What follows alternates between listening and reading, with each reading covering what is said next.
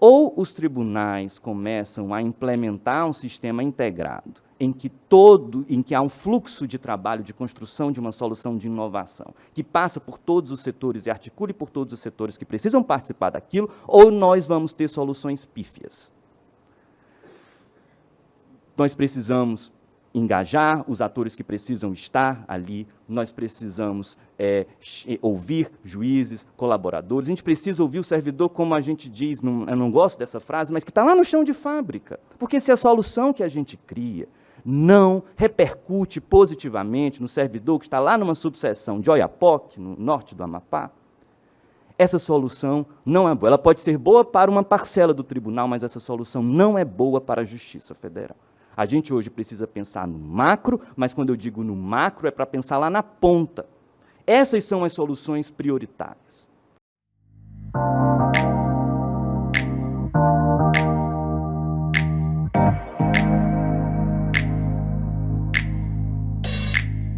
Bom dia. Eu acho que essa foto está desatualizada. Estou parecendo mais novo ainda. Pessoal, eu quero agradecer o convite do ExpoJude, na pessoa do Piccoli. Quero cumprimentar todo o pessoal envolvido na organização. Quero cumprimentar todos vocês. Esse é um evento importantíssimo para a Justiça Federal e, portanto, nós temos aqui a honra de sediar esse evento aqui em Belo Horizonte. Ontem, tivemos a abertura no plenário, infelizmente eu não pude estar presente em virtude de outros compromissos, mas estou aqui hoje com muita alegria compartilhar com vocês algumas reflexões sobre a implantação de tecnologia nos últimos anos do sistema de justiça. Eu vou evitar muitas introduções, já vou direto ao tema. Sei que muitos aqui, quase todo mundo é especialista, então não vou poupar esforços para tentar aqui trazer algumas reflexões do que a Justiça Federal tem vivido. Eu começo a minha fala com 3 pontos muito que me fazem refletir muito sobre a inteligência artificial generativa nos últimos anos, e vou começar de fora da justiça. Foi feita uma pesquisa empírica recentemente, envolvendo empresas de telemarketing e o uso de inteligência artificial. Foi feita uma pesquisa empírica comparando 2 empresas de telemarketing, uma sediada na África e outra sediada nos Estados Unidos, que são empresas que contratam pessoas para trabalhar por meio de atendimento ao consumidor, por meio de chat, por meio de chatbot, por meio de ligação telefônica, enfim, todas essas ligações de telemarketing que todos nós, como consumidores, estamos acostumados, e muitas vezes nós ficamos extremamente aborrecidos pela quantidade de ligações e ofertas que nós recebemos. Antes do uso da inteligência artificial, as empresas de telemarketing africana, pelo fato de estarem sediadas em países em que não havia pessoas com a fluência em inglês como língua nativa, eram consideradas empresas de segunda categoria, porque elas não conseguiam competir com as empresas americanas, em que os funcionários falavam inglês de forma nativa e, portanto, conseguiam interagir com o consumidor americano ou com outros países de língua inglesa de forma mais fácil. Essas empresas, então, cobravam mais barato do que as empresas americanas. Começou-se, então, o uso da inteligência artificial generativa para ambas as regiões, e as empresas africanas começaram a ter uma vantagem competitiva enorme, porque muitas vezes aquele inglês não nativo, que não soa muito natural, a máquina conseguia transformar num inglês muito mais inteligível e, portanto, o consumidor conseguia interagir muito melhor, ou seja, o atendente de telemarketing conseguia interagir muito melhor com o consumidor. Ou seja, o uso da inteligência artificial generativa gerou uma vantagem competitiva de equalização. Ele não foi tão eficiente para as empresas americanas, mas o ganho de eficiência e de qualidade para as empresas africanas, em que não havia uso da inteligência artificial generativa, foi altíssimo, a ponto de essas empresas começarem a cobrar um valor muito parecido com o valor das empresas americanas. Essa é a primeira história ao qual nós vamos retornar posteriormente. Segunda história, reflexões sobre o impacto da IA generativa no mundo acadêmico. Tenho conversado com vários professores de várias universidades, aqui e fora, e questiono para eles, professores, como fica a avaliação acadêmica dos alunos, num momento em que o aluno hoje pode chegar em casa, fazer um trabalho por meio de inteligência artificial generativa, e não se sabe, existem aqueles detectores, mas são super falhos, e, além disso, isso pode gerar fraude acadêmica, isso pode gerar qualquer tipo de plágio. Como fica, então, a avaliação acadêmica depois de toda essa transformação? Alguns professores mais conservadores dizem, vamos ter que voltar para a época das provas escritas, sempre à caneta, porque isso evitaria o plágio. Essa foi a primeira reflexão. E o primeiro impacto que acontece nas universidades, especialmente nos países em que a inteligência artificial generativa já está bem difundida.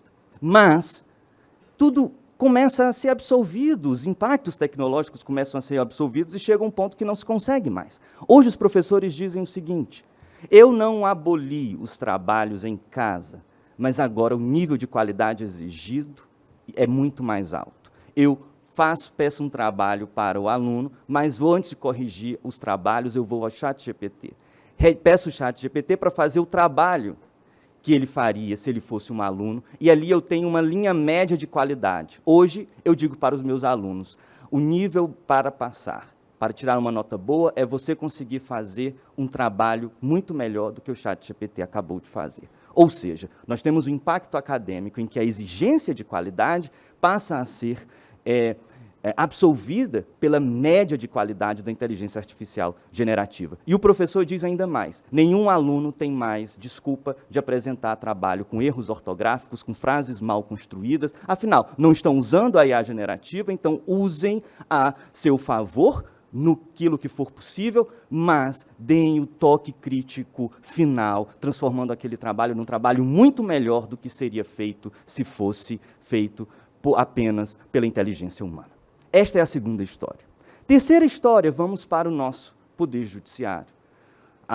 Todos nós começamos a engrenar, a utilizar de alguma forma a inteligência artificial generativa em nossos trabalhos, e isso por mais que exista ainda um pudor de não comentar ou não admitir que se usa a inteligência artificial generativa, mas o fato é que todo mundo pelo menos já deu uma pesquisada no ChatGPT, no Claude e outras ferramentas e já fez algumas perguntas, algumas pessoas começam a usar no ambiente de trabalho. Tarefas acessórias, como corrigir gramática, corrigir frases mal construídas, fazer um resumo de um processo, fazer um relatório, fazer um briefing. E quando nós passamos para tarefas um pouco mais complexas, e aí nós precisamos admitir, por mais que nós fiquemos, num primeiro momento, deslumbrados com o fato de aquela ferramenta conseguir realmente produzir um texto em poucos segundos, quando primeiro nós utilizamos a IA generativa, nós ficamos deslumbrados. A gente pede, redija um e-mail que trate disso, redija um relatório que trate disso, corrija esse texto gramatical. A primeira sensação que todos nós tivemos foi de deslumbre. Mas, no segundo momento, em que nós passamos a exigir algumas questões mais complexas e específicas, eu confesso e tenho certeza de que muitos de vocês tiveram um sentimento um pouco de frustração. Quando nós passamos a pedir algumas tarefas de maior análise, vem aquele receio da alucinação, às vezes você vai produzindo muitas ementas em um prompt e ela começa a incluir informações que não estavam no voto, o relatório traz algumas outras informações, então você começa a ter uma relação um pouco de amor e ódio com aquela ferramenta. A gente aprende um pouco de engenharia de prompts, tenta aperfeiçoar os prompts que são utilizados no nosso ambiente de trabalho. Quando você utiliza, aperfeiçoa num ponto, ela melhora, mas piora em outro. Quando você tenta melhorar esse segundo, ela volta, talvez, a cometer alguns erros anteriores, e aí vem um certo sentimento de frustração. Eu não sei se vocês já tiveram essa mesma sensação, mas, encerrando essa terceira história, eu penso que não é o momento de transformarmos essa frustração em uma rejeição da ferramenta, mas, pelo contrário, é um momento de estabilização de expectativas acerca do que essa tecnologia realmente pode nos proporcionar. Essa tecnologia pode transformar muito, e tem transformado muito a nossa cultura. Mas, ao mesmo tempo, nós precisamos, de fato, entender com muita paciência, especialmente aqui, vejo muitos técnicos de TI, participantes de laboratório de inovação, nós precisamos entender, de fato, o que ela é capaz de fazer, no que ela é capaz de gerar mais eficiência, no que ela é capaz de gerar mais qualidade, mas, acima de tudo, diferentemente da automação, diferentemente dos sistemas processuais como nós estamos acostumados a ver, essa ferramenta traz alguns riscos adicionais, que precisam ser discutidos, tematizados e absorvidos pelo usuário. Eu sempre digo que, nesse momento de tecnologia, nós temos 4 desafios. O primeiro desafio é um desafio regulatório. Esse desafio regulatório já está sendo feito pelo CNJ, lançou, após muitas discussões, a Resolução 615, que trata do uso da inteligência artificial pelo Poder Judiciário. É uma resolução densa, complexa, ela tem inúmeros meandros. Eu participei da comissão de elaboração e posso dizer, nenhum dos membros saiu efetivamente, digamos assim, satisfeito com o resultado final, mas era o resultado que podia ser concluído naquele momento, exatamente porque nós tínhamos ali uma visão, uma quantidade enorme de perspectivas, mas também muita deferência aos riscos envolvidos. É uma resolução que certamente vai precisar ser adaptada, mas ela consegue se adaptar bem ao status quo. Os tribunais hoje, na maioria, ainda não têm, aliás, nenhum tribunal tem um ambiente perfeito, integrado aos sistemas processuais, de uso integrado de ferramentas de IA generativa com os sistemas processuais. Isso ainda não existe, portanto, foi permitido o uso individual dessas ferramentas por parte dos magistrados, por parte dos servidores, para usos de baixo risco. Usos de baixo risco que são utilização mais simples, que não envolvam análise de prova, que não envolva juízo moral, juízo de valor sobre os aspectos fáticos, ou seja, tudo aquilo que envolve análise de dados, triagem de pontos controvertidos, degravação de audiência, busca por similaridade, busca de precedente, busca por jurisprudência, confecções de relatórios, confecções de minutas pré-prontas, desde que você não peça à máquina para analisar fatos e provas e pedir para ela emitir um juízo de valor sobre aquilo, porque nós sabemos, a inteligência artificial generativa ainda não tem capacidade de fazer isso. Eu vi alguns prompts e fiquei abismado, confesso, em que um prompt de construção de uma sentença indagava à ferramenta de IA que ela analisasse o comportamento das testemunhas num vídeo de audiência,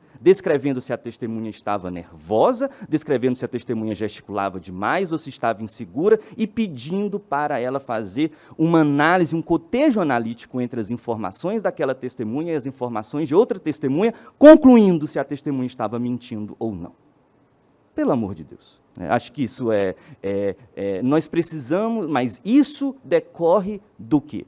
Decorre do desafio que nós temos, que é o segundo ponto. Já temos o desafio regulatório, vamos para o desafio de soluções de política judiciária. O nosso usuário, todos nós, ainda não temos dimensão. Isso, estou falando do servidor, do juiz médio da Justiça Federal. Nós estamos aqui numa plateia de experts. Não é a situação das pessoas de outros setores, e nem devia ser, porque ninguém ali é expert em TI, está no momento de transição tecnológica, e realmente é preciso haver uma capacitação massiva de todos os servidores e colaboradores sobre o impacto dessa tecnologia, sobre o mapeamento de riscos, sobre a questão de proteção de dados, sobre a questão da relação nas assinaturas privadas com essas empresas. E, principalmente, o uso da IA generativa muda a tarefa analítica que o usuário tem em relação às funções que são realizadas. Existe a necessidade de nós criarmos uma cultura da conferência.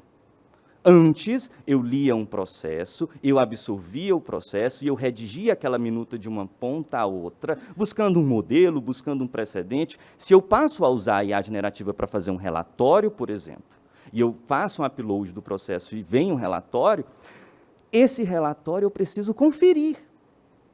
Não existe a hipótese de uma pessoa realmente fazer aquilo e aquilo ser aceito como uma prova acabada sem a supervisão humana. É preciso, isso é uma tranquilidade para nós também. Mas essa cultura da conferência, por mais que pareça óbvia, ainda precisa ser fossilizada dentro da administração pública, porque as pessoas, num primeiro momento, ficam deslumbradas com o texto produzido, acham aquilo maravilhoso e lindo, mas esquecem que, às vezes, tem uma frasezinha ali, no cantinho, que ele pode ter acrescentado um argumento que não estava na petição. Eu tive exemplos de uso no meu gabinete, de prompts bem construídos, de prompts maduros, mas de vez em quando vem uma coisa a mais ali, uma situação que você fala, essa frase não está legal, é quase um acréscimo de informação, uma paráfrase que é mal feita e, portanto, é preciso criar toda essa cultura da conferência. Além disso, nós temos inúmeros desafios de como nós vamos construir essas ferramentas e fornecer essas ferramentas para os nossos usuários. Temos, então, alguns desafios internos nos tribunais que eu chamo de desafios de governança. Esse é o terceiro desafio. A IA é caríssima, nós não temos, digamos assim, braços na Justiça Federal para realmente construir ferramentas que consigam competir com as melhores ferramentas de mercado. Nessa questão de IA, nós fizemos uma transformação enorme do modelo como nós lidamos com a iniciativa privada, porque pela primeira vez nós estamos aceitando a ideia de contratar ferramentas que possam interagir contratar ferramentas de solução de IA generativa que possam interagir nos nossos sistemas processuais. A gente já consegue vislumbrar isso, por meio da construção de APIs e tudo. Mas o desafio de governança que nós temos é um desafio de integração das unidades internas de um tribunal para que essas soluções sejam pensadas e gestadas de modo adequado. Por muito tempo nos tribunais, nós vimos grupos de TIs trabalhando de forma isolada em relação a grupos de corregedoria, a grupos de inovação, a gestão de projetos, a questão da ideação de projetos. Então, hoje nós vivemos um momento de sinergia, mas, acima de tudo, eu trago essa fala por sensibilização. Ou os tribunais começam a implementar um sistema integrado, em que há um fluxo de trabalho, de construção de uma solução de inovação, que passa por todos os setores e articule por todos os setores que precisam participar daquilo, ou nós vamos ter soluções pífias. Nós precisamos engajar os atores que precisam estar ali, nós precisamos ouvir juízes, colaboradores, a gente precisa ouvir o servidor, como a gente diz, eu não gosto dessa frase, mas que está lá no chão de fábrica, porque se a solução que a gente cria não repercute positivamente no servidor que está lá numa subseção de Oiapoque, no norte do Amapá, essa solução não é boa. Ela pode ser boa para uma parcela do tribunal, mas essa solução não é boa para a Justiça Federal. A gente hoje precisa pensar no macro, mas quando eu digo no macro é para pensar lá na ponta. Essas são as soluções prioritárias. Muitas vezes a gente pensa em projetos grandiosos de fazer A, B, C. Queria que nós tivéssemos braços para tudo, mas, infelizmente, a gente não tem. E um modo de fazer isso é uma integração entre os setores. Eu vejo aqui o Antonini do TRF4, né? O TRF4 tem uma resolução muito boa, que integra, o Antonini me apresentou num evento, que integra a construção das soluções de inovação, perpassando pela apresentação de uma solução, vai para o laboratório de inovação, que participa, que articula os setores. O laboratório de inovação tem uma importância técnica singular, no sentido de realmente filtrar mapear problemas, mapear riscos, construir projetos a partir de problemas que precisam ser resolvidos, não a partir de uma ideia maluca que eu acordei de manhã querendo fazer, e envolve ali depois a execução daquele projeto por meio dos setores envolvidos, mas com um acompanhamento da ponta a outra. E isso não é uma política apenas de tribunal, mas é uma política de seção judiciária também. Existem projetos que realmente têm uma estratégia dinâmica que precisa de uma atuação do tribunal, mas nós sabemos que existem soluções dentro das seções judiciárias que precisam ser construídas. Pelo contrário, muitas vezes, as soluções que nascem dentro das seções judiciárias e não no tribunal são muito melhores e muito mais replicáveis, porque você tem o servidor da ponta que vive aquele problema, tendo um problema, resolvendo aquele problema, pensando num projeto, construindo uma boa prática, integrando os colegas a partir daquela boa prática, aquilo dali se dissemina em outras varas da mesma seção judiciária, e ali se constrói algo que depois o tribunal vai ver e vai dizer assim, nós precisamos replicar esse projeto para outras subseções. Isso é um desafio de governança que nós temos. Trabalhar num nível de tribunal, mas também trabalhar num nível local, por meio dessa integração. E, num nível mais nacional,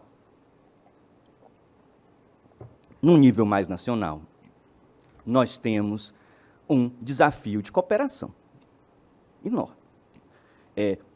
Nós temos feito reuniões com vários tribunais e nós estamos tendo as mesmas ideias. Óbvio, nós lidamos com as mesmas competências na Justiça Federal, com os mesmos processos, né? Com os mesmos processos de trabalho. Nós não podemos repetir o erro que aconteceu na construção dos sistemas processuais.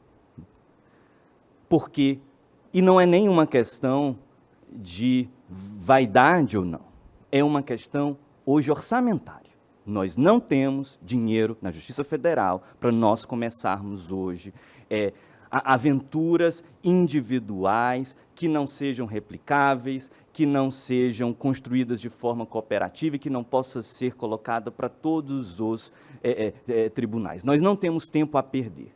O mercado está avançando, a tecnologia está avançando, então ou os tribunais, as seções judiciárias se unem para realmente pensar esses problemas em conjunto, estabelecer uma política de cooperação de boas práticas e nós nos despirmos das vaidades institucionais de pensar soluções que realmente agreguem a Justiça Federal como um todo, ou nós vamos perder muito tempo e dinheiro. Nós não temos braços para fazer tudo isso, cada tribunal não tem braços para fazer tudo isso sozinho, nós não temos dinheiro para fazer tudo isso sozinho, mas nós temos uma urgência enorme em fazer todas essas questões. O CNJ tem uma importância fundamental, o CJF também, mas nós precisamos cada vez mais também conversarmos entre nós.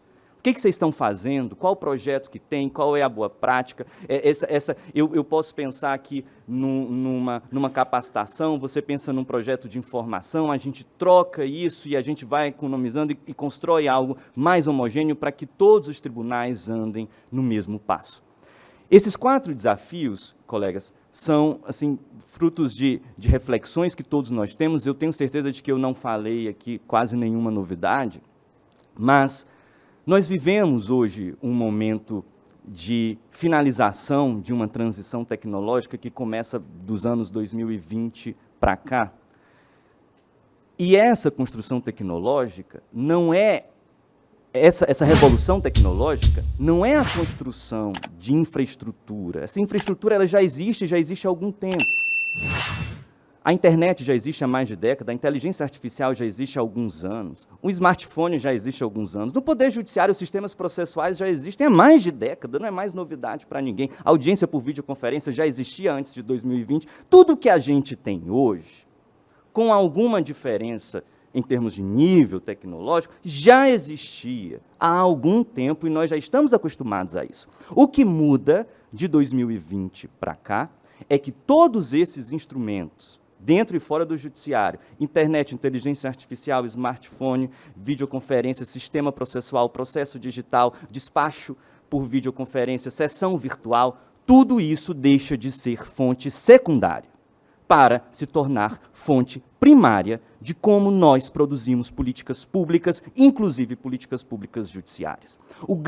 A grande mudança que nós tivemos de 2020 para cá é que Todos esses instrumentos passaram a ser tão fossilizados dentro do nosso dia a dia que hoje nós não conseguimos mais ter uma diferenciação muito clara na nossa rotina entre o que é virtual e o que é físico. Por mais que às vezes nós ainda tenhamos algumas ilusões ou sentimentos de estranhamento, mas o fato é que hoje nós caminhamos para um mundo completamente híbrido, não aquele mundo extremamente virtual que a gente pensava que ia ser, porque a gente começa a descobrir alguns pontos em que o real ainda tem valor. Pode ser que isso mude daqui a alguns anos, mas nós ainda temos a sensação de que alguns hábitos, de que algumas práticas, de que alguns fluxos de trabalho, ainda no real, no presencial, geram uma satisfação melhor do que no virtual, mas isso gera essa vida completamente híbrida que nós estamos vivendo agora